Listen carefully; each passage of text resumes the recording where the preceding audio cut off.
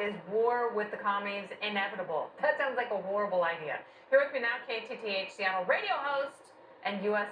Army combat veteran Bryan Suits is back.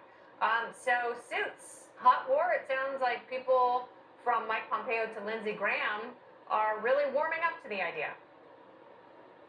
Love the earrings. Here's the thing. This is almost performative at this point, because we go back to August. Sitting Speaker of the House goes to Taiwan. They sally aircraft carriers and do all the air missions, the whole thing, and then they end it with a big happy ending of live fire.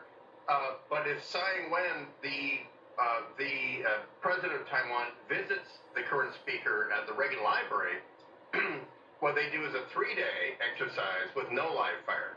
It is almost performative. It's like they're pulling a laminate off the wall about this, because they do not intend to do anything but affect an election in Taiwan. They're not going to expend lives of their people to take Taiwan when they know that they've got 20 years. I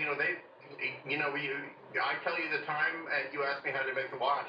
They know how to make the watch. They have a 20-year patience span on this. It has to happen before President Xi dies. He wants to have a victory parade in Taipei, but all those sexy B-roll videos that you see of the Chinese J-11 fighters flying around, those are all piloted by, and we've said this before, the only sons of very influential Chinese who are the reason Xi is in power. So they don't want to lose 100,000 only sons. They're still in that gap of the one-child policy, where there's a huge surplusage of males, but they don't have younger brothers. There's the thing. This is the difference between the Korean War and right now. They don't have human waves to send.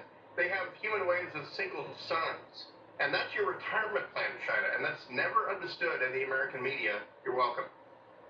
All right, so how does that change the dynamic in terms of what the United States should do and what China will actually listen to?